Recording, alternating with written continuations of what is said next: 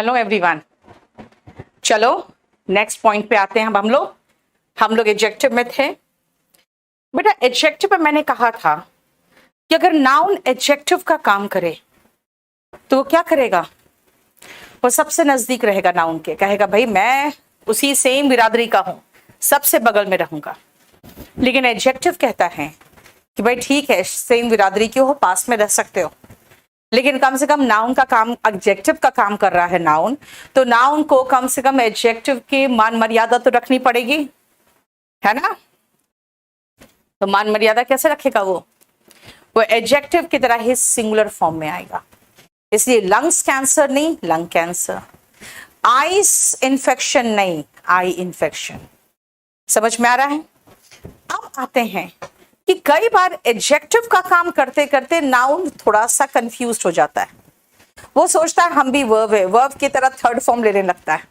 Otherwise verb थोड़ी है वो। देखो कैसे क्या पंगा किया। 4 चेम्बर्ड हार्ट, भाई चेम्बर इज नाउन, ईडी ले रहा है भाई नाउन की तरह, ये एडजेक्टिव की तरह। यानी वर्ब जब एडजेक्टिव का काम करता है तो याद है ना आपको, थर्ड फॉर्म लेता है। स्पोकन इंग्लिश, है ना, रिवाइज्ड एडिशन, यानी थर्ड फॉर्म लेता है। ये भी क्या कर रहा है, ये भी पंगा कर रहा है, सोच रहा है, कई बार कंफ्यूज नहीं हो जाता है ना? बस खरबूजे को देखकर खरबूजा भी रंग बदलता है, वही हालत इसकी हो जाती है। कभी कभी ये भी सोचता है कि हाँ हम भी वर्ब है, और ये वर्ब की तरह थर्ड फॉर्म लेने लगता है कभी कभी, हमेशा नहीं। बहुत रेयर एग्जाम्पल्स देखो ना, 2 एग्जाम्पल्स बहुत सोच के मैंने बनाया। 3 कॉर्नर्ड हैट, 4 चेम्बर्ड हार्ट, ठीक है ना? इसका मतलब है कि नाउन अगर एडजेक्टिव का काम करेगा तो वो सिंगुलर फॉर्म में आएगा, क्योंकि वो एडजेक्टिव का कम से कम मान तो रखेगा, क्योंकि हम सुंदर लड़कियां बोलते हैं और सुंदर लड़की बोलते हैं, सुंदरे नहीं बोलते, है ना? इसीलिए वो सिंगुलर फॉर्म में आएगा। ठीक है, क्लियर? दीपक बस पढ़ते जाओ बेटा, आपके पास कोई ऑप्शन है और बताओ तो जरा। नहीं है ना? फिर शांति से पढ़ते रहो। चलो पेज नंबर पता नहीं यार, देखो एक बार पेज नंबर खुद देख लो, कोई है पेज नंबर बता दो कौन सा पेज नंबर में। अब जरा इसको देखो, फिर मैं समझाऊंगी आपको। पहले एक बार रीड करोगे बहुत अच्छे से।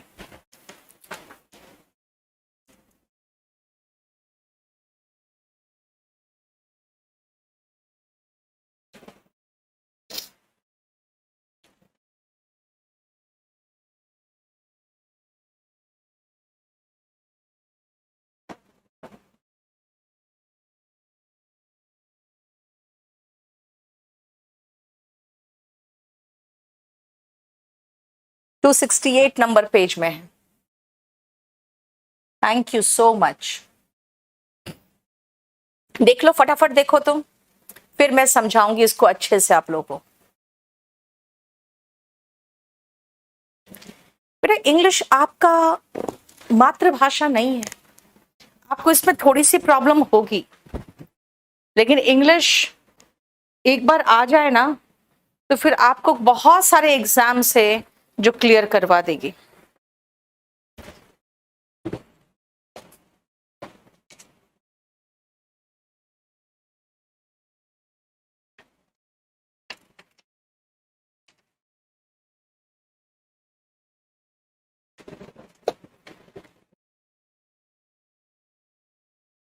देख लिया?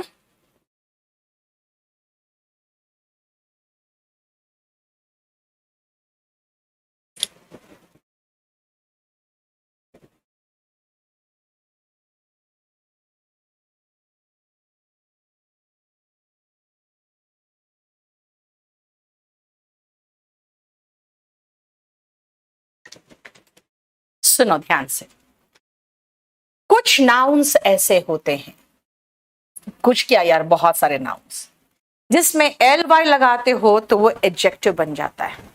भाई नाउन में एल वाई लगाते हैं तो एडजेक्टिव बनता है, ध्यान से सुनना। और एडजेक्टिव में एल वाई लगाते हैं ना बेटा तो वो एडवर्ब बन जाता है। ठीक है, क्या कहा मैंने? नाउन में एल वाई लगाते हैं तो एडजेक्टिव बन जाता है, और एडजेक्टिव में एल वाई लगाते हैं तो वो एडवर्ब बन जाता है। ठीक है, बेटा किसी तरह का पीडीएफ और बुक में अगर डिफरेंस है तो मुझे एक बार व्हाट्सएप करो बेटा, ऐसे तो समझ में नहीं आएगा क्या बोल रहे हो, क्योंकि एग्जैक्टली बुक का पीडीएफ ही आप लोग को बैच में लोड कर रहे हैं हम, ठीक है। अब सुनो ध्यान से, नाउन में, नाउन कौन है, कावर्ड, कायर, एल वाई लगाए ना तो कायर बन गया, यानी एडजेक्टिव, नाउन के पहले आने वाला एडजेक्टिव बन जाएगा। माइजरली, कंजूस, हेवनली, स्वर्ग के जैसा, अर्थली, धरती से संबंधित, वर्ल्डली, सांसारिक, वुमेनली, औरताना, फेमिनिन, और या अगर आप फेमिनिन बोलो या वुमेनली बोलो, दोनों औरताना हुआ।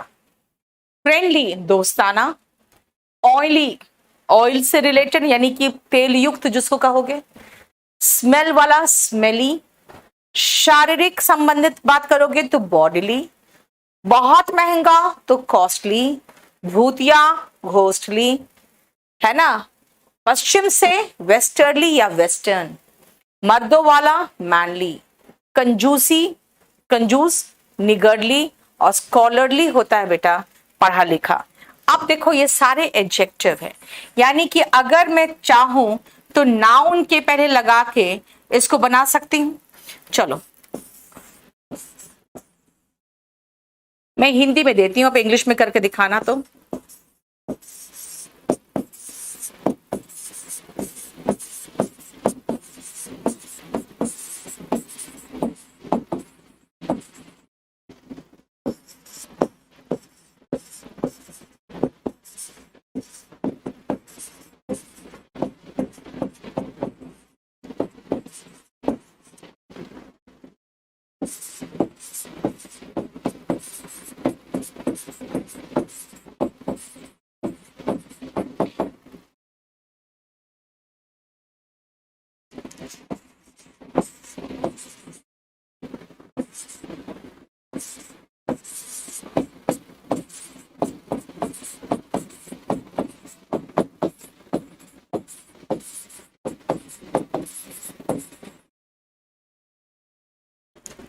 चलो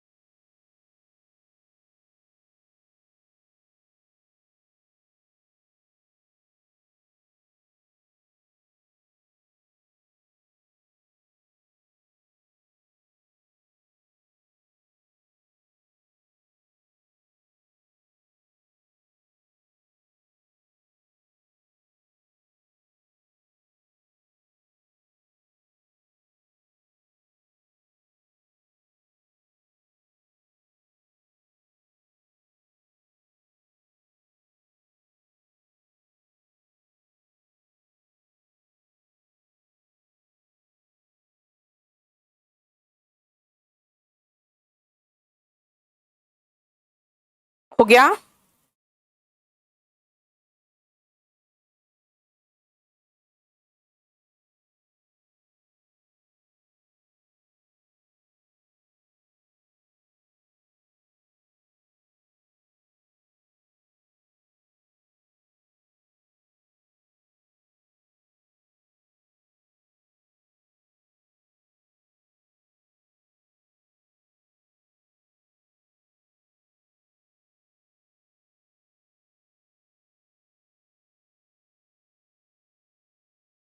चल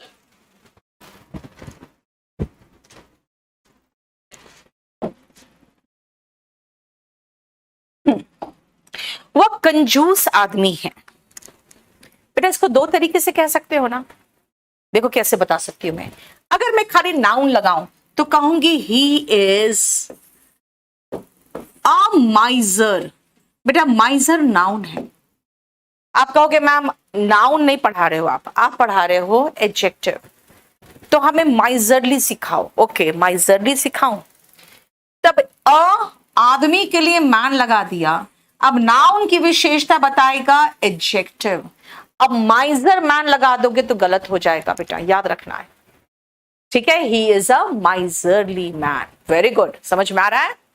नेक्स्ट सुनो, तुम में मर्दों वाले गुण होने चाहिए। यू शुड हैव, मर्दों वाला इज मैनली। देखो मर्दों वाला कहां लिखा हुआ, देखो manly. You should have manly qualities. जो भी वर्ड सीख रहे हो उसका यूसेज भी तो सीखना चाहिए आपको, है ना, ठीक है। नेक्स्ट आओ, उसका दोस्ताना व्यवहार है। He has friendly nature. बेटा अगर बहुत सारे आपको ट्रांसलेशन करने हैं तब आपको स्पोकन में एडमिशन लेना पड़ेगा। अभी तो मैं खाली आपको इतना ही कराऊंगी जिससे आप समझ जाओ, ठीक है। ये तो ठीक है।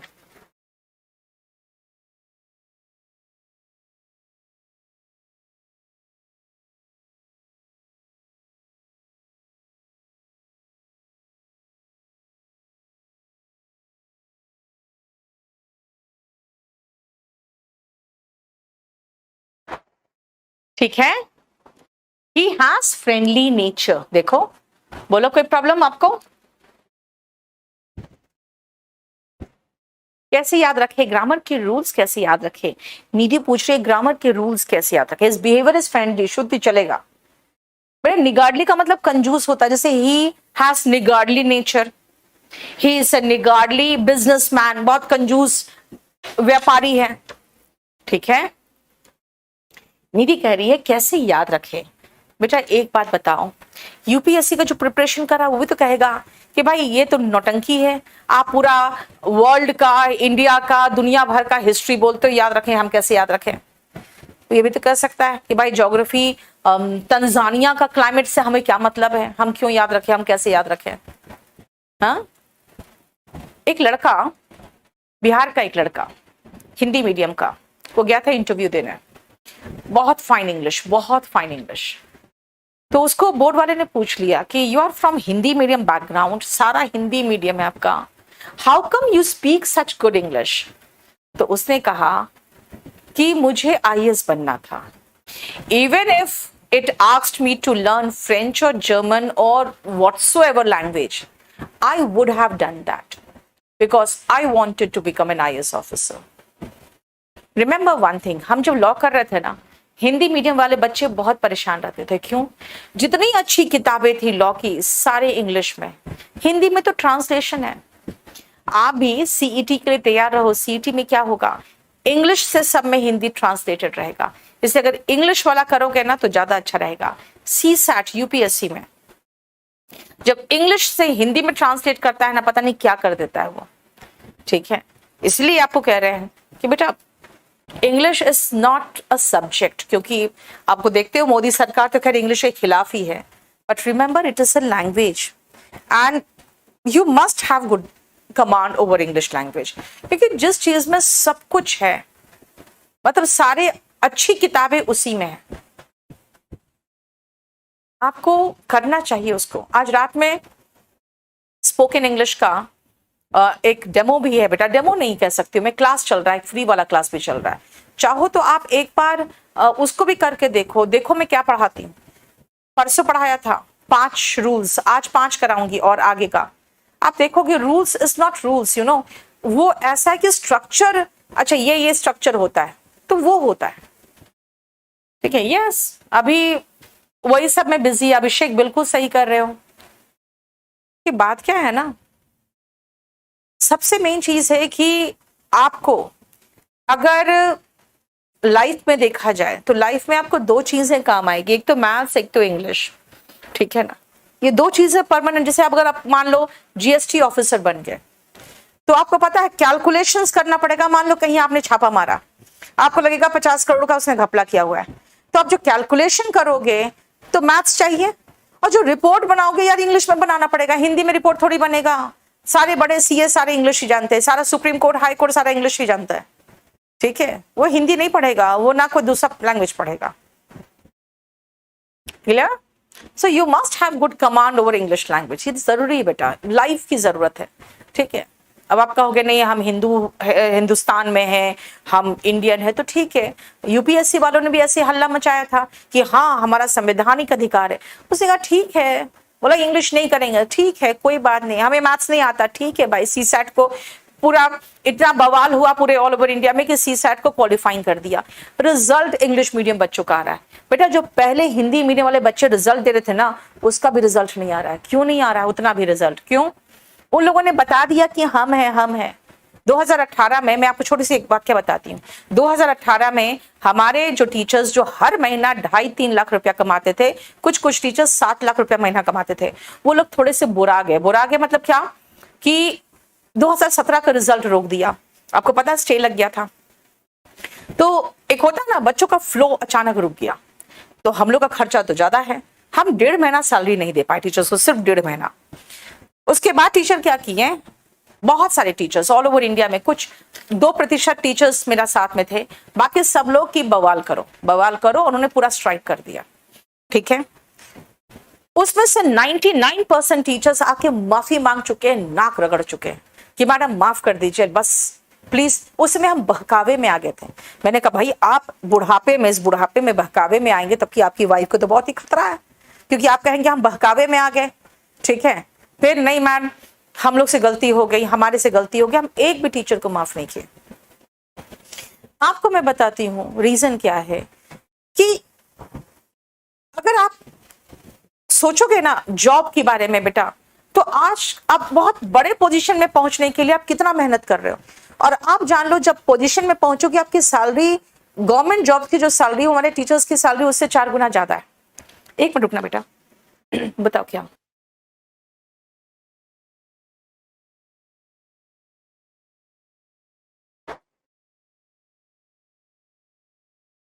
और बहुत सारे टीचर्स इसलिए बोल रहे क्योंकि उन लोग को बहुत ज्यादा सैलरी मिल रहा था, अचानक 1.5 महीना तक नहीं मिला। तो मैं ये जानती हूं ना कि जब आप एक लेवल पे पहुंच जाते हैं तो आपका जो खर्च है वो भी उस लेवल पे पहुंच जाता है।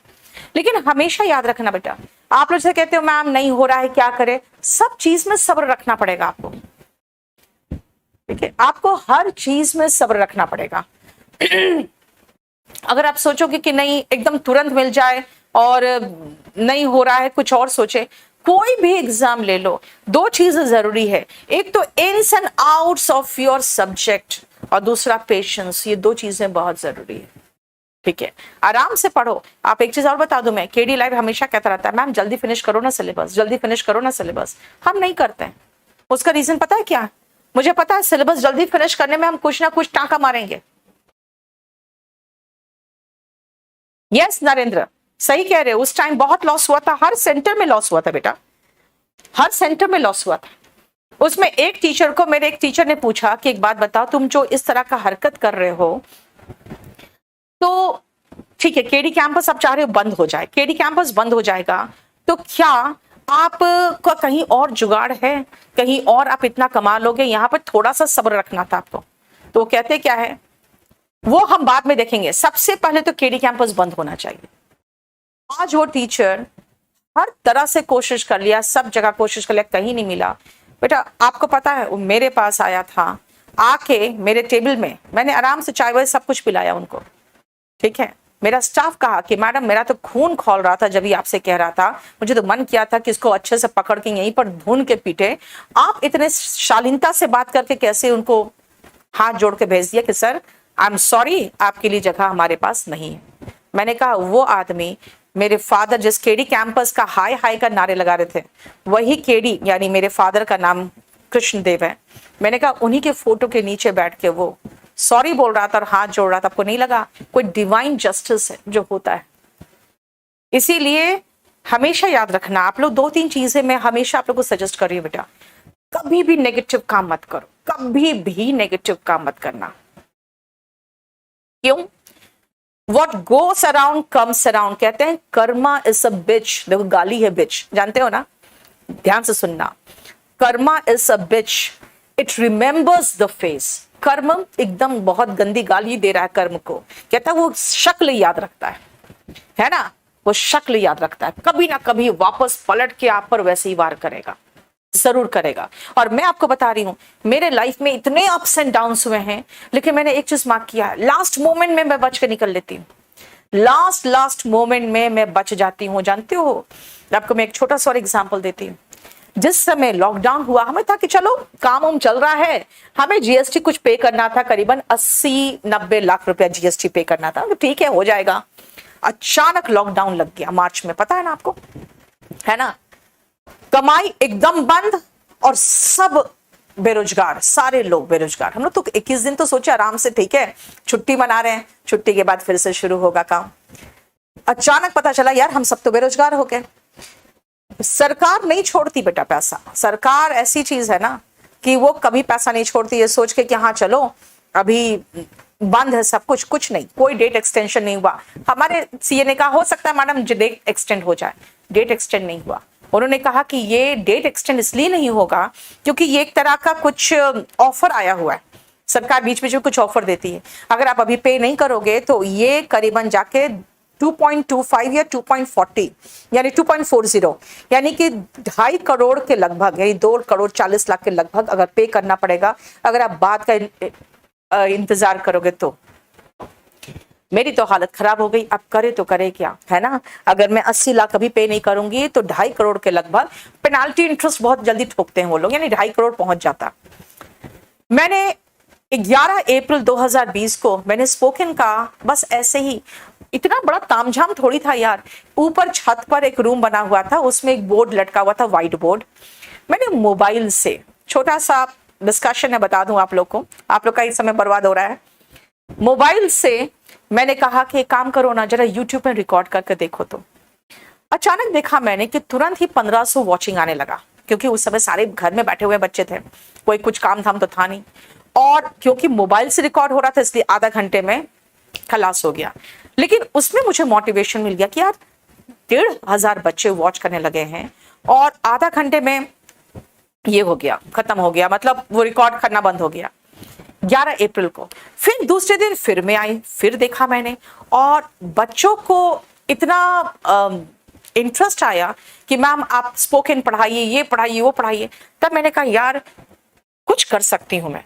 देखो बेटा, इस उम्र में आप मेरा जोश देखो, और तुम लोग अभी इतने आधे उम्र के तुम लोग फ्रस्ट्रेटेड अभी से हो रहे हो। हाँ, जानते हो स्पोकन का पहला जो बैच बना था, मेरा पहला बैच स्पोकन का 2 करोड़ से ऊपर का स्पोकन का बैच बना था। फर्स्ट बैच मई में आया था, और वो जो आया मैंने इमीडिएटली जितने भी टैक्स वगैरह बाकी थे, जो भी था बकाया, सब पे कर दिया। मैंने कहा ना, अगर आप अपने कर्म सही रखते हो ना बेटा, आपको कहीं ना कहीं से भगवान निकाल लेगा, आराम से निकाल लेगा।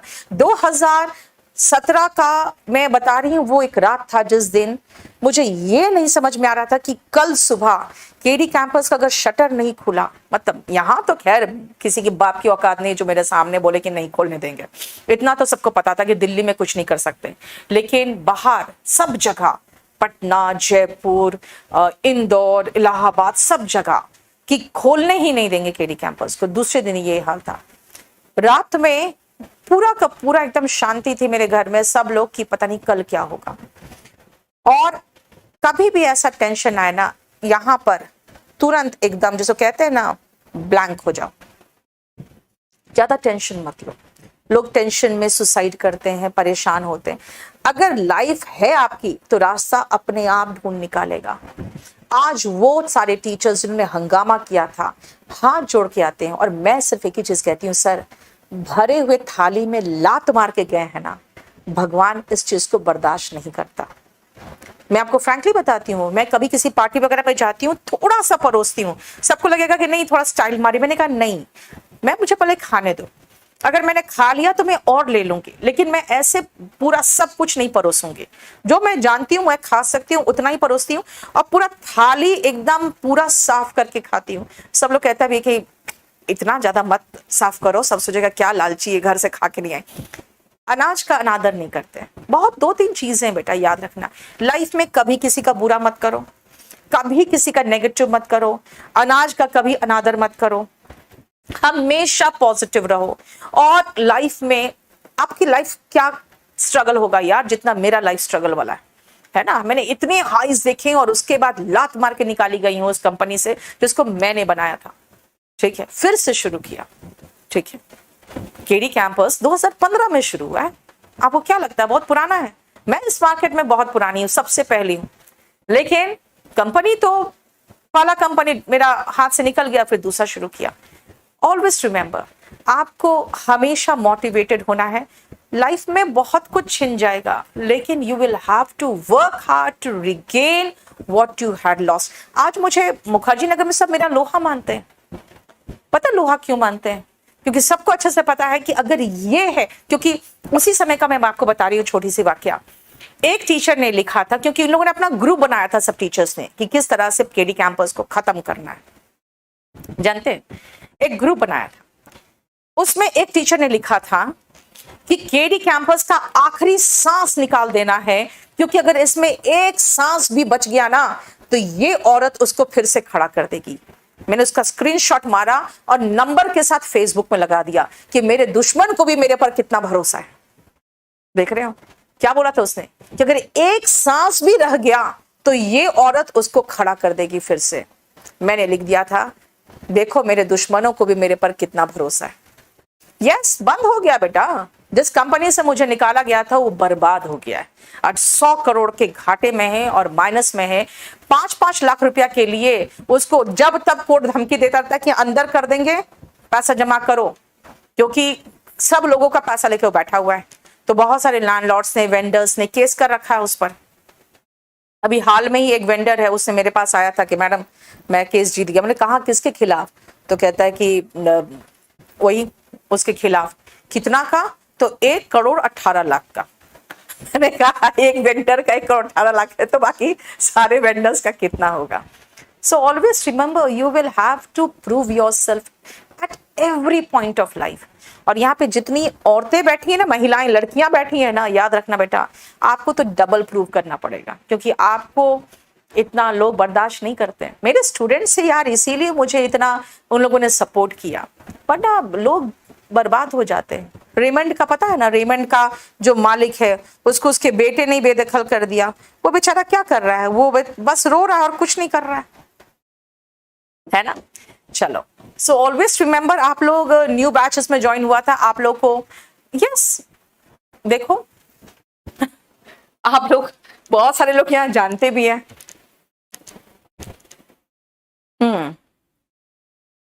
इसीलिए हमेशा थोड़ा मोटिवेटेड रहो, मेहनत करो। मेहनत के अलावा यार एक बात बताओ ना, तुम लोग सोचते हो कि नहीं बहुत मेहनत करना पड़ रहा है, इतना पढ़ना पड़ रहा है। यार आप लोग तो अभी बहुत बच्चे हो, आपको क्या लगता है? मुझे अभी अपने आप को भी देखो ना, ऑनलाइन साबित नहीं करना पड़ता है। आपका नया बैच आता है, 4-5 डेमो लेना पड़ता है यूट्यूब में आके। क्यों? क्योंकि अगर मैं डेमो नहीं लूंगी तो बच्चा नहीं देखेगा, उनको नहीं समझ में आएगा, तो एडमिशन कहां से लेगा? नहीं लेगा। आपको हर समय अपने आप को प्रूव करना पड़ेगा। ठीक है, ये समझना।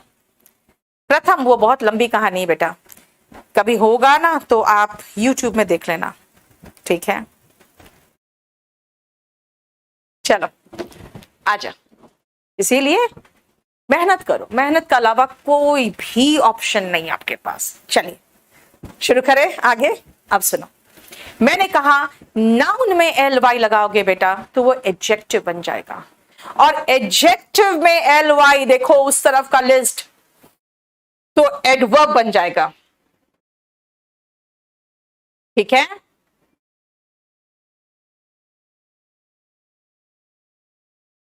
चलो सुनो। पोलाइटली, विनम्रता पूर्वक, बेटा पोलाइट एडजेक्टिव है, ly लगाया तो एडवर्ब बन गया। याद रखना, एडवर्ब का सबसे अच्छा तरीका बताऊं, अभी मैं एडवर्ब नहीं पढ़ाया मैंने, इसलिए मैं खाली एक छोटी सी बात बताती हूँ। वर्ब की विशेषता एडवर्ब बताता है। अब मैं आपको जो दूंगी ना, वर्ब दूंगी और उसकी विशेषता बताना है तो लास्ट में एडवर्ब लगाना। मैं आपको बताती हूँ कैसे। निष्ठापूर्वक, सिंसियरली, यानी पूरे मन से और बिल्कुल पूरा, जैसे मैंने कहा ना, मैं सिंसियरली काम करती। स्मूथली, बिना बाधा रहित, एकदम स्मूथ, कहीं उखड़ खबड़ नहीं, ठीक है। ईमानदारी से, ऑनेस्टली, खराब तरीके से, बैडली, रूखे तरीके से, रफली, मूर्खतापूर्ण तरीके से, फूलिशली, एफिशिएंटली, देखो सक्षम तरीके से, एफिशिएंट होता है सक्षम, एफिशिएंटली सक्षम तरीके से। अब्रॉड से पढ़ रहे हो गौरव, कहां से पढ़ रहे हो? बेटा स्पोकन इंग्लिश का बैच आया हुआ है, अभी नया आ रहा है 23 तारीख से, उसको ले लेना। आप लोग A to Z में ट्रांसफर करवा लो ना बेटा, 1500 रुपया देके, जिनको स्पोकन लेना है। काहे को 2500 खर्च करोगे? आपका 1500 में स्पोकन भी हो जाएगा और कंपल्सरी भी हो जाएगा, देख लेना, खासकर हिंदी मीडियम वाले बता रही मैं। इफेक्टिवली, प्रभावी तरीके से। मैंने कहा था मैनली का मतलब था मर्दों वाला, लेकिन मैनफुली का मतलब है एकदम हिम्मत के साथ, क्योंकि कहते हैं ना मर्द बनो यानी हिम्मती बनो, है ना। एफेक्शनेटली, प्रेम भरे तरीके से, अफेक्शन के साथ। धीरे, स्लो में LY लगाए तो स्लोली, देखो सब में LY लगा रहे हैं हम, और सारे एडजेक्टिव है, LY लेते हैं तो एडवर्ब बन जा रहा है। दिमागी रूप से, मेंटली, स्नेहपूर्वक तरीके से, लविंगली, सुंदरता से, ब्यूटीफुली, और क्विकली, जल्दी, ठीक है। अच्छा, कैसे होगा मैं बता दूं बेटा आपको। आप ऑनलाइन @KDcampus.org पे मेल कर देना, या मुझे व्हाट्सएप कर देना, मैं आपको एक लिंक भेज दूंगी। उस लिंक पे 1500 पे करके आपको एक मेल करना है, हो जाएगा, ठीक है। ओके गौरव, आप इंडियन एम्बेसी में रहते हो ढाका में? अरे बाप रे चलो देखो मैंने क्या कहा, अच्छा चलो, ये अगर नहीं देखोगे तो बना नहीं पाओगे आप, है ना। चलो अब मैं आपको दे रही हूं कुछ सेंटेंसेस। टेंस अगर ठीक से ट्रांसलेट कर लिए तो कोई बात, अच्छी बात होगी, नहीं तो कोई बात नहीं, खाली यूसेज देखना कैसे होगा, ठीक है। देखो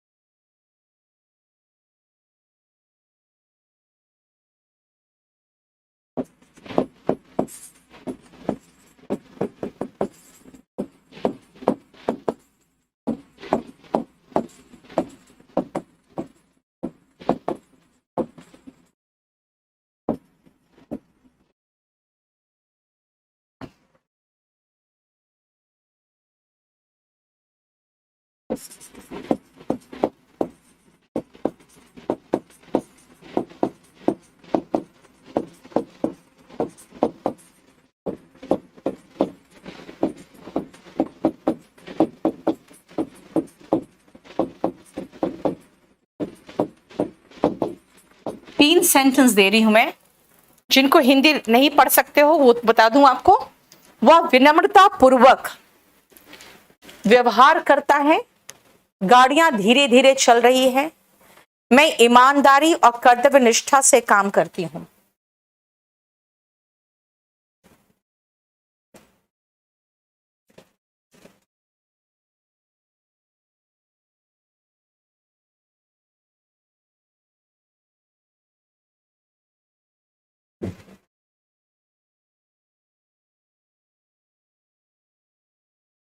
बेटा मूविंग लगाओ, मूविंग, बेटा धीरे धीरे, स्मूथली नहीं, स्मूथली तो होता है बिना बाधा के। यस श्रुति, तुमने सही लिखा।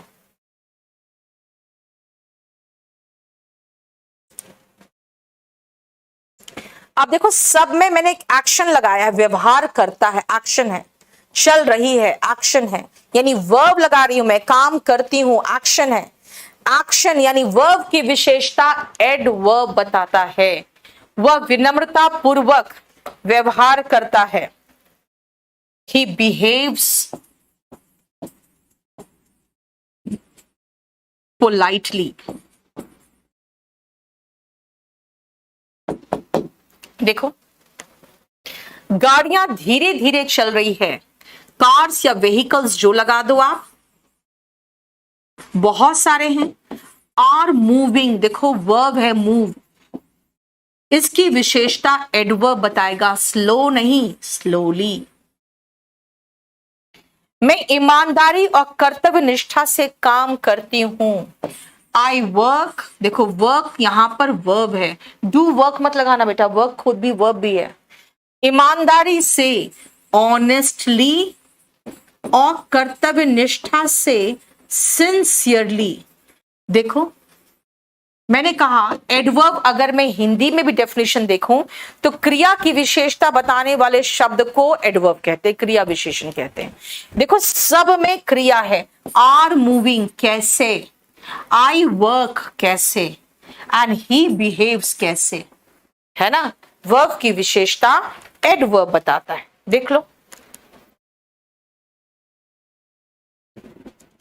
क्लियर?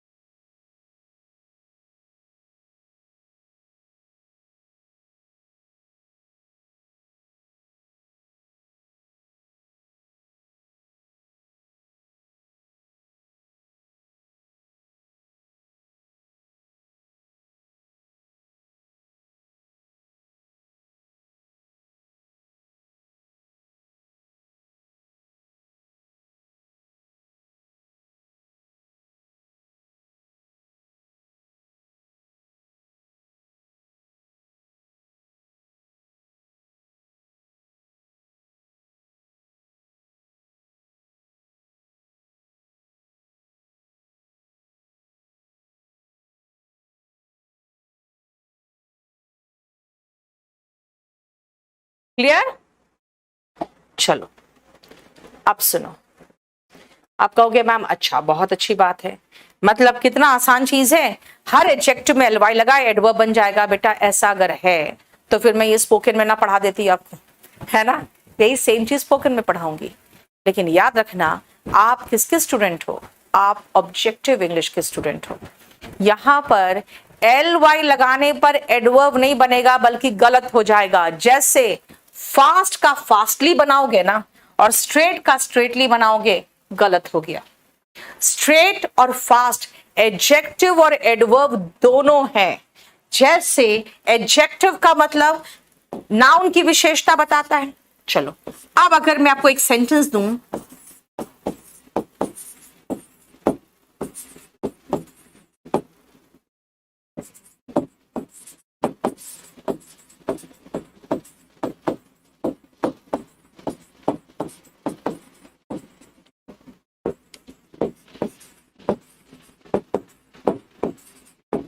जरा बनाना।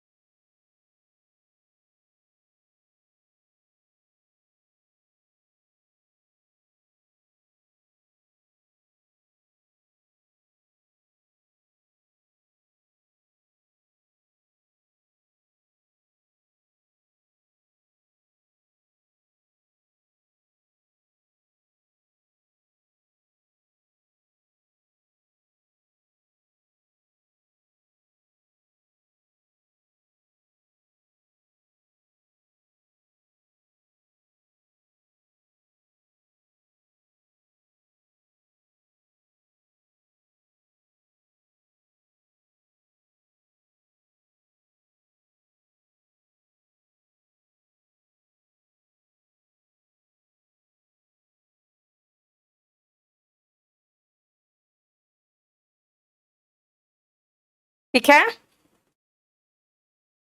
शताब्दी यानी ट्रेन का नाम। बेटा ट्रेन के नाम के साथ है ना हमेशा आर्टिकल द लगाना, ये आर्टिकल में पढ़ोगे आप। लिख दूं मैं द शताब्दी, ऐसे पूरा नाम क्या है, शताब्दी एक्सप्रेस है ना, तो पूरा ही लिख दूं मैं शताब्दी एक्सप्रेस। द शताब्दी express is a fast train. देखो यहां कैसा नाउन एडजेक्टिव के रूप में आया है, देखो। और वो तेज दौड़ा, दौड़ा इस रन का सेकेंड फॉर्म रन। अब फास्टली मत लगा देना, फास्ट लगाना यानी वर्ब की विशेषता एडवर्ब बताता है, और एडवर्ब भी देखो बिना एलवाई का आ रहा है। फास्टली, स्ट्रेटली कोई है ही नहीं। निधि, मेकिंग इट ऑल टुगेदर बेटा, क्योंकि वहां पे प्रोनाउन की जरूरत थी निधि। मेकिंग किसको all together? Making it all together, ठीक है। अगर मैं कहूं, फिर से आते हैं स्ट्रेट में, ध्यान देना बेटा।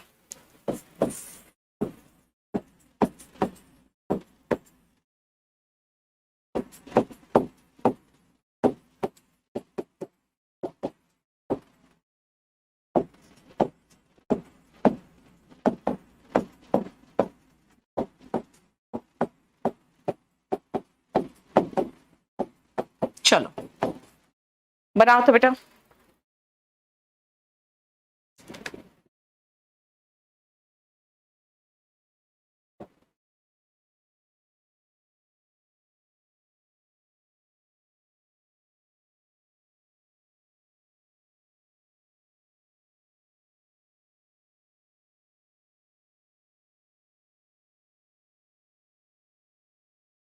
बनाओ तो फटाफट।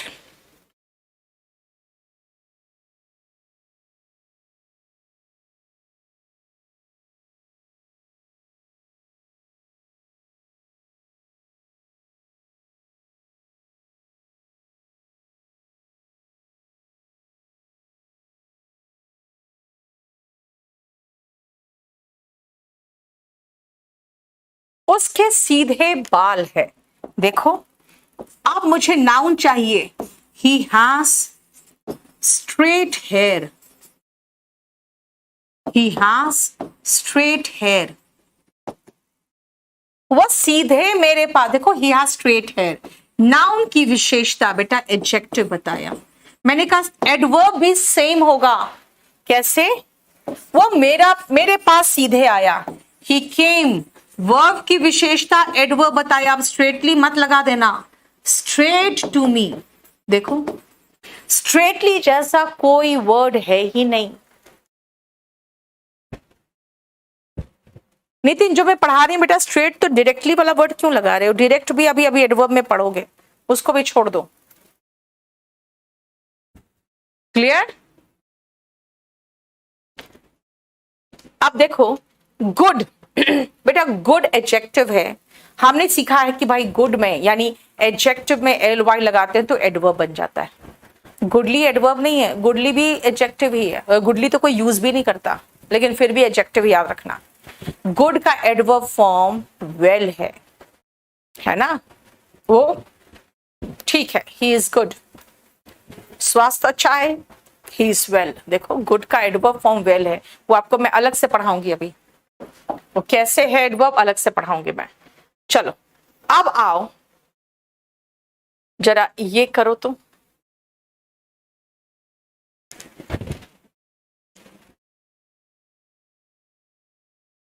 विश्वनाथ बेटा, वो इतना दिन भर क्लास रहता है, पर पहन के बेटा फिर कंफर्टेबल नहीं होगा ना, क्लास लेना है इतना ढेर सारा। माइजरली का एडवर्ब, अभी रुको नरेंद्र, वो बहुत इंपॉर्टेंट है, उसको बाद में कराएंगे बेटा। कंप्लीट अभय को आप खाली हेयर कहते हो, अभय कंप्लीट बाल को हेयर कहते हो। अगर मैं 2-3 बाल को एक साथ उठा के बताऊं तब हेयर्स हो जाएगा। अच्छा श्रुति, ही या शी देख लो बेटा, जो भी था सब्जेक्ट के रूप में।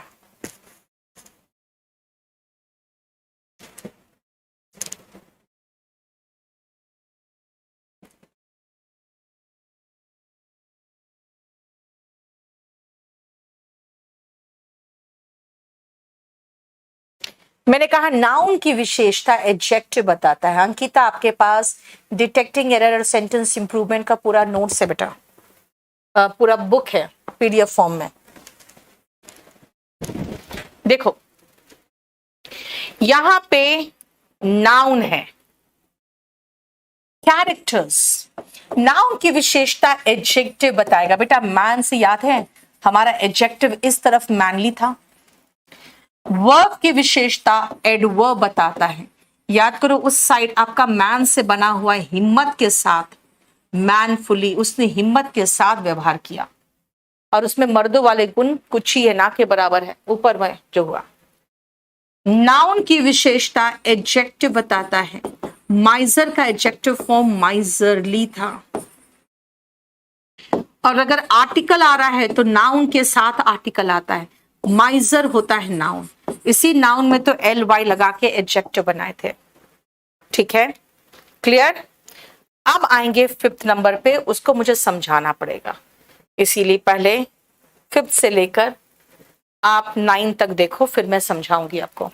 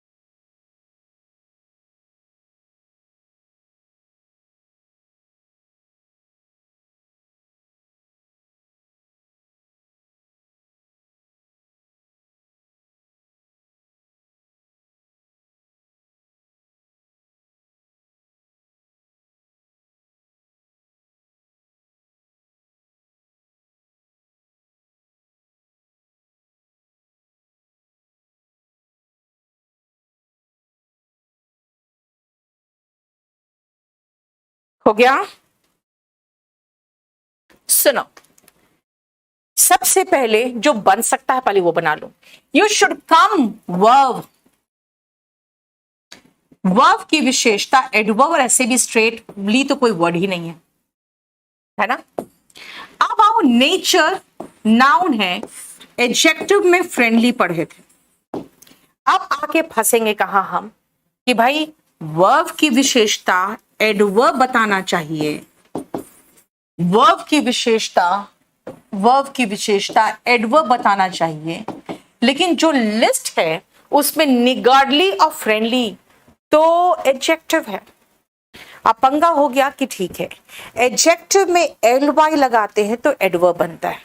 अब यहां पे पंगा क्या है कि एडजेक्टिव में पहले से एल वाई लगा हुआ है, तो क्या करें, फिर से डबल एल वाई लगा दे क्या? ऐसा तो नहीं हो सकता।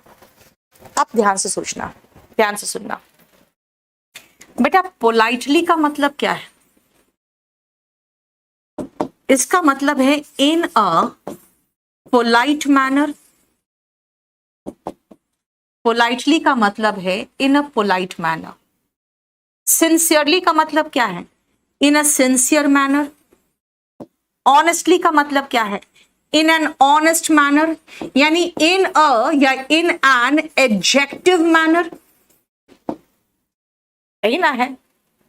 बैडली क्या है? इन अ बैड मैनर, यानी इन अ एडजेक्टिव मैनर। अब अगर मैं कहूं भाई मेरा पास तो ये एडजेक्टिव में ही एल वाई लगा हुआ है, अब मैं एडवर्ब कैसे बनाऊं? तो मैं एक काम कर सकती हूं, इन अ एडजेक्टिव मैनर कर दूं, इन अ फ्रेंडली मैनर। पहले से ही एल वाई लगा है तो क्या करूं? इन अ एडजेक्टिव, ये एडजेक्टिव था, एडजेक्टिव मैनर, क्योंकि मुझे एडवर्ब चाहिए। एडवर्ब लगाने के लिए हमें एडजेक्टिव में एल वाई लगाना पड़ता है। पहले से ही एडजेक्टिव में एल वाई लगा हो तो उसका एडवर्ब में कैसे बनाऊं? है ना। अब ईयरली, वीकली, ये सब एक्सेप्शन है जिसमें एडजेक्टिव भी वो एडवर्ब भी है ना बेटा। एडजेक्टिव अकेला आ सकता है वर्ब के बाद, नाउन के पहले, जैसे ही इज ऑनेस्ट होता ही है। ठीक है, इसीलिए कुछ लोग आप में से पूछे थे ना, निगार्डली का एडवर्ब फॉर्म क्या होगा? इन अ निगार्डली मैनर। स्कॉलरली का एडवर्ब फॉर्म क्या होगा? इन अ स्कॉलरली मैनर। फ्रेंडली का क्या होगा? इन अ फ्रेंडली मैनर। माइजरली का क्या होगा? इन अ माइजरली मैनर। क्या करूं मैं, एल वाई पहले से लगा हुआ है तो फिर डबल एल डबल वाई थोड़ी लगा सकती हूं, बस इसीलिए। He treated me like a friend, चलेगा अंकिता, आपने नाउन के रूप में बना दिया, वो अलग चीज है, वो अलग स्ट्रक्चर है। 9, 10 और 11 करो।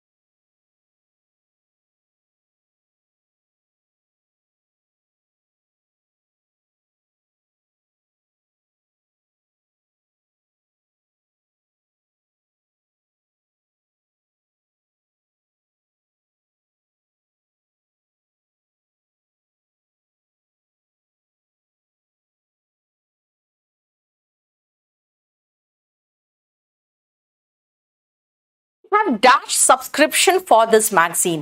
बेटा आप कहोगे मैम ईयरली तो ठीक है, ईयरली सब्सक्रिप्शन लिख दो। एक बात बताओ, एग्जाम देने जाते हो तो ईयरली एग्जाम देते हो क्या? नहीं, एनुअल एग्जाम देते हो। बेटा ईयर का दो एडवर्ब है, ईयरली, एडजेक्टिव भी है, याद रखना, सुनो ध्यान से। ये जो ईयर है ना नाउन, इसका एडजेक्टिव और एडवर्ब दोनों ईयरली है। लेकिन अगर ईयर से बना हुआ एडजेक्टिव देखोगे एनुअल, तो इसका एडवर्ब एनुअली है। ध्यान रखना, ईयर का एडजेक्टिव और एडवर्ब दोनों ईयरली है, लेकिन एनुअल एडजेक्टिव है और एनुअली एडवर्ब है। ठीक है, अब आप कहोगे कि मैम सबसे अच्छा ईयरली है ना, एडजेक्टिव एडवर्ब सब में खत्म हो जाएगा, है ना? नहीं बेटा, जहां पे औपचारिकता, अगर आपको लगे कि फॉर्मेलिटी जरूरी है वहां पे, और वो एक औपचारिक है, जैसे कि एग्जाम। बेटा एग्जाम कोई ऐसे नहीं है कि हर साल घूमने जा रहे हो, yearly visit to the USA, annual exam होता है। इसीलिए आप जो सब्सक्रिप्शन लेते हो मैगजीन का, वो एनुअल सब्सक्रिप्शन लेते हो। देखो नाउन की विशेषता एडजेक्टिव बताया, और ईयरली विजिट देखो ये नाउन की विशेषता एडजेक्टिव, ईयरली भी चलेगा क्योंकि ईयरली तो एडजेक्टिव एडवर्ब दोनों है। लेकिन जहां पे फॉर्मेलिटी की बात होती है ना बेटा, वहां पे एनुअल और एनुअली चलता है।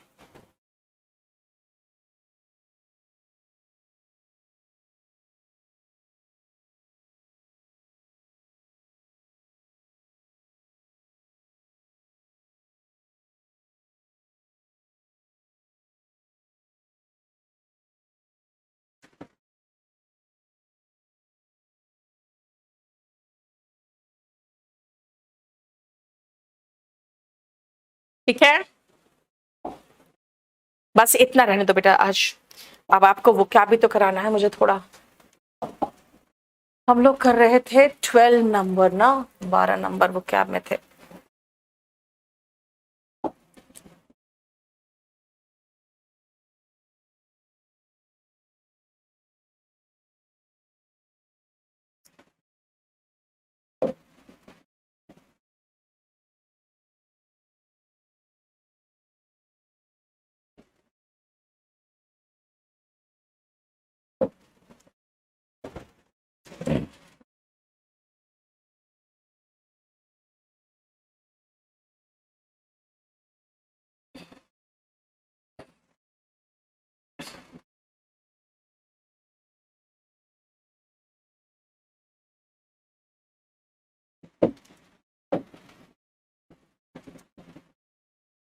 अरे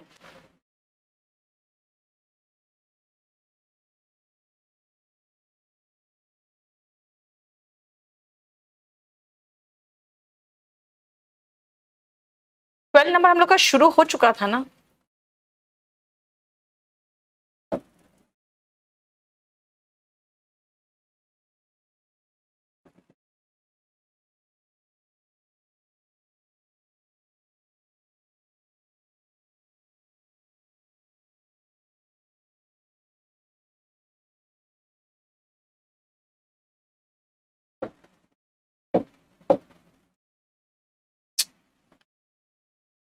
ट्वेल्व नंबर देखो तो कहां से था हमारा बाकी। 11 एनर्वेट तक हो गया था। और ये क्या किया है, हम एनर्वेट तक करा चुके थे, सारा कहाँ चला गया। हाय राम,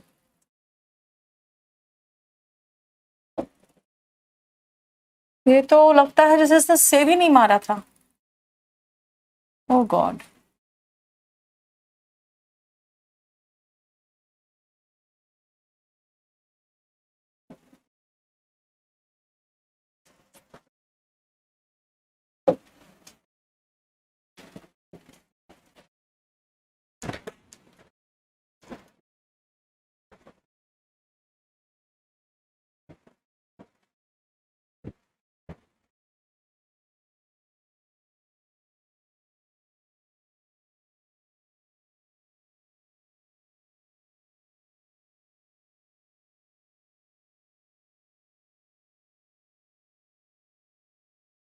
मैंने स्पोकन, मैंने ये वोकैबुलरी में,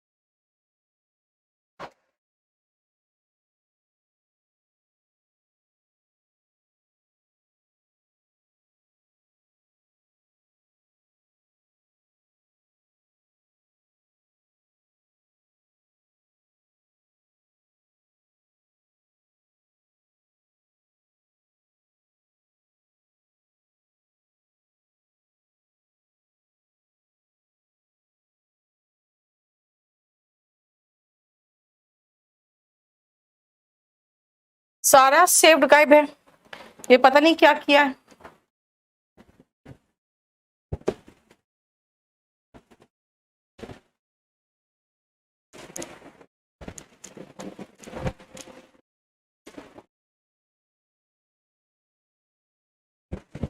बेटा मुझे पता है कहाँ से कराना था, ठीक है, लेकिन सारा वो कैप कहाँ चला गया। कॉकेट तक हो चुका था, ये पता है मुझे, नहीं यहाँ तक, एनर्वेट तक, पारवेन्यू तक हो गया था। 33 से शुरू करना था। एनर्जाइज और एनर्वेट मैंने पूरा कर दिया था, रिवाइटलाइज, लैंग्वेज काटा था, ये सब गया कहाँ। ये बड़ा इरिटेट करता है ये लड़का, सब कुछ बना के रखने के बाद वो गायब हो जाता है। और वो भी मैंने दो क्लास में करवाया था, ये नहीं कि एक क्लास का था वो। अब मैं पढ़ा दे रही हूँ आपको, ठीक है, लेकिन ये गड़बड़ किया हुआ है, सारा का सारा गायब है।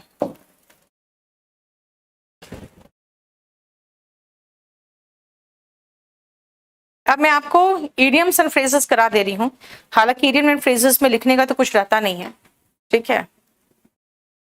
चलो देखो,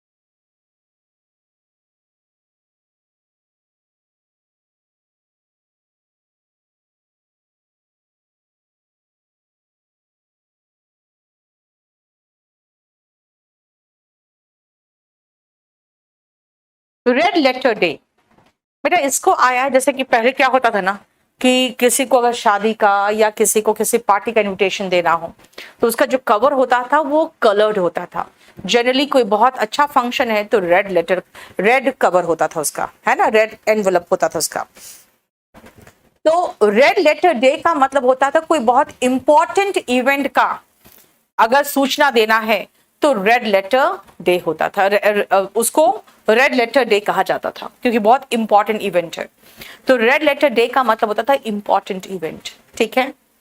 to paint the town red, इसका मतलब भाई शादी में लोग क्या करते हैं, थोड़ा सा अच्छे से रंगाई वंगाई करवाते हैं, है ना। अगर बहुत बड़ा पार्टी है तो थोड़ा सा मोहल्ले को भी ठीक कर लेगा, है ना, सारी दीवारें। To paint the town red, जैसे आया था डोनाल्ड ट्रंप तो मोदी जी ने क्या किया था, पूरा का पूरा सारे सड़कें भी अच्छे से पेंट करवा दिए थे, मतलब एक बहुत बड़ा आयोजन। To paint the town red का मतलब होता है to celebrate in a grand manner, ठीक है। ये सब इडियम्स है। रेड टेपिज्म, बेटा पहले जमाने में ब्राउन ब्राउन कलर की फाइल होती थी जिसका रेड फीता होता था। तो जब बहुत सारे फाइल्स जमा हो जाते थे ना तो धूल और फाइल एक जैसा दिखता था, खाली लाल लाल फीते जो होते थे जो थोड़े से दिखते थे। तो कहते थे इतने रेड टेप्स क्या है, इसका मतलब इतने जमा है जो फाइल्स हो क्या चीज के हैं। वो लाल फीता शाही मतलब इतने गवर्नमेंट फॉर्मेलिटीज जिसमें फंस के काम रह जाए। In India the foreigners do not invest because of red tapism, यानी टू मेनी गवर्नमेंट फॉर्मेलिटीज, ठीक है। रेड कार्पेट वेलकम, जब कार्पेट बिछा के आपका वेलकम किया जाता है तो उसको क्या कहते हैं, रेड कार्पेट वेलकम, है ना। कार्पेट बिछा के वेलकम करना इज रेड कार्पेट वेलकम। इसका मतलब है वार्म वेलकम, बहुत गर्मजोशी के साथ स्वागत, वार्म वेलकम। रेड हेरिंग, बेटा herring is a type of fish, और वो जानते हैं लाल कलर का फिश होता है, ठीक है। और लाल फिश होता है इसीलिए क्या होता है कि जब उसको कुक किया जाता है ना तो उसकी उस लाल कलर को थोड़ा सा और मतलब और एक्सप्रेस करके दिखाया जाता है, लाल कलर को ही थोड़ा सा एक्सप्रेस करके दिखाया जाता है ताकि और ज्यादा अट्रैक्टिव दिखे। यानी मेन मुद्दा क्या है फिश के मामले में, मेन मुद्दा उसका स्वाद। तो आप खाने से मतलब होना चाहिए ना, नहीं आप उसके डेकोरेशन में खो गए। वही रेड हेरिंग ऐसा होता है जो आपका ध्यान भटकाता है मेन मुद्दा से। जैसे आपका मेन मुद्दा क्या होना चाहिए, जॉब होना चाहिए, डेवलपमेंट होना चाहिए, प्रोग्रेस होना चाहिए, लेकिन आप लोगों का रेड हेरिंग क्या है, मंदिर मस्जिद धर्म, है ना, ये सब चीजें। So these things are only red herring. Pay attention to the important things of life. Red herring मतलब जो आपका ध्यान भटकाए, रेड हेरिंग इज जो ध्यान भटकाए, ठीक है। Foot the bill is to pay the bill, bill से याद रखना खाली बेटा, bill, pay the bill is to foot the bill, है ना। जैसे हम लोग ने बहुत खाना खा लिया, अब 5,000 का बिल आ गया ना, who will foot the bill, यानी बिल कौन पे करेगा, ठीक है। हॉर्नेट जो होते हैं ना वो पीले पीले जो तितैया टाइप, जो तितैया कहते हैं उसको, है ना, एक काटेगा ना तो पूरा मुंह सूज जाता है। अब उसका नेस्ट समझते हो, मतलब भिरनी का छत्ता, यानी अगर उसमें हाथ डाल दिए तो क्या होगा, पूरा का पूरा आदमी मर जाता है, इतना बुरी तरह से काटता है वो। इसका मतलब प्रॉब्लम्स का जमावड़ा। जैसे सरकार ले तो आई फार्म बिल, किसान का जो बिल था, लेकिन सरकार को पता नहीं था that it is stirring hornets nest. Hornet का नेस्ट को स्टर मतलब होता है छेड़ दिया उन्होंने।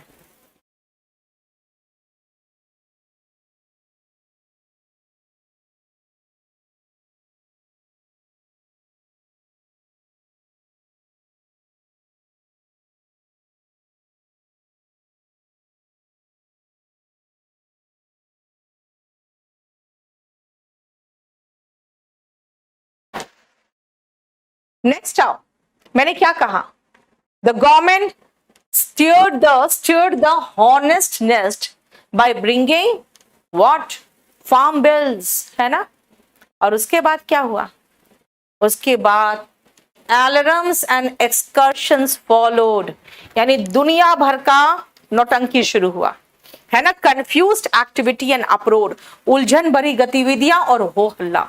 देखो ध्यान से सुनो, द गवर्नमेंट स्टर्ड मतलब होता है स्टर करना, ऐसे यानी क्या किया, हॉनेस्ट नेस्ट को स्टर कर दिया गवर्नमेंट ने by bringing farm bills and then alarums and excursions followed, मतलब उसके बाद जो नौटंकी शुरू हुआ, पूरा हो हल्ला अफरा तफरी, पूरा दिल्ली को घेर के किसान बैठ गए। तो एलरम्स एंड एक्सकर्शंस होते हैं बोलो कंफ्यूज्ड एक्टिविटी और हो हल्ला, है ना, जैसे फार्म बिल के समय में देखा था क्या हो गया था, राइट। अल्फाबेट सूप, नाम लगा दिया मैंने नीचे, MBBS MS DGO फलाना ढिमकाना, कहोगे MBBS अल्फाबेट ही तो है ना, MS अल्फाबेट ही तो है, DGO ये क्या है, मेरा हायर क्वालिफिकेशंस, यानी कि वो सारा एक्रोनिम्स, एब्रिविएशंस एंड एक्रोनिम्स जो नाम के बाद इस्तेमाल होता है, जो बताता है आप कितने पढ़े लिखे हो, है ना, आपके हायर क्वालिफिकेशंस बताने वाले जो डिजिट्स होते हैं उसको कहते हैं अल्फाबेट सूप। नहीं बेटा, आपका क्लास मैथ्स का तभी शुरू होगा जब मैं खत्म करूंगी, ठीक है, बस 5 ही तो बचा हुआ है, कर लो ना। ब्रिंग होम द बैकन, बेटा बैकन जो होता है ना, वो सुअर का वो थाई वाला पार्ट होता है जिसमें काफी अच्छा मांस होता है, याद रखना। ऑफ कोर्स इंडिया में नहीं खाते लोग ज्यादा, लेकिन अमेरिका वगैरह में तो खाते हैं, तो वो बहुत ही अच्छा भाग कहलाता है पोक में। तो अगर वो भाग कोई व्यक्ति घर लेके आ सकता है, इसका मतलब है ढंग से अपना परिवार को पाल रहा है ना। इसका मतलब to bring home the bacon मतलब to earn nicely for your family. देखो, to go out and earn a living और earn money for the family, मतलब ठीक से कमाई करके वो ला रहा है घर। To bring home the bacon.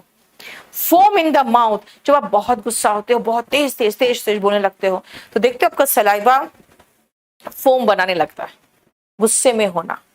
What happened? You are foaming in the mouth. इसका मतलब क्या हुआ, बड़े गुस्से में लग रहे हो। देख लो idioms, foam in the mouth का मतलब बहुत भयंकर गुस्से में होना। Have the ball at your feet. Ball आया मेरे पैर के पास, अब मेरे पैर के पास बॉल है ना, इसका मतलब है अब मैं जिधर चाहूं उधर फेंक सकती हूँ, यानी कि मैं कंप्लीट कंट्रोल में हूं उस सिचुएशन का, है ना। To have the ball at your feet, जैसे किसान आंदोलन ज्यादा बड़ा हुआ और उसके बाद क्या हुआ, इलेक्शन आ गया यूपी में, then the farmers had the ball at their feet कि भैया वापस लो, वरना तुम्हारी सरकार यहाँ यूपी में तो जरूर गिराएंगे, है ना, right. So the farmers had the ball at their feet. समझ में आया।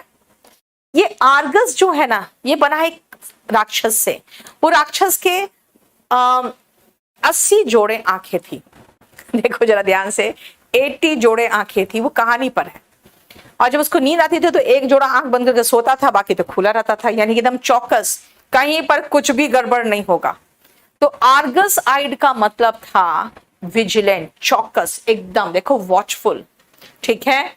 इसका चाहो तो और सिनोनिम लिख सकते हो, अलर्ट, जिंजरली, देखो एकदम चौकस। अब इसका एंटोनिम देखोगे तो नेग्लिजेंट हो जाएगा, केयरलेस हो जाएगा, है ना, लापरवाह। टू गर्ड अप द लॉयंस, बेटा लॉयंस आपका ना जांग का पार्ट होता है वहां पे, इसलिए लॉयन नहीं बोलना। जो लायन होता है शेर, उसको लायन कहते हैं, लॉयन नहीं। लॉयन तो आपका जांग का पार्ट होता है। आप देखते हो जो कुश्ती वगैरह लड़ते हैं, वो अपना धोती या जो भी होता है उसको ऐसे करते हैं और पकड़ के पीछे बांध लेते हैं, क्योंकि अब उसके बाद उसको कुश्ती लड़ना है ना। टू गर्ड अप द लॉयन का मतलब होता है बिल्कुल तैयार हो जाना कि अब हम प्रिपेयर कर लिए हैं किसी का सामना करने के लिए, वो है गर्ड अप द लॉयन। हो गया खत्म, चलो ये हमारा फिनिश्ड है, आज इतना ही रहने दो, खत्म। Thank you so much.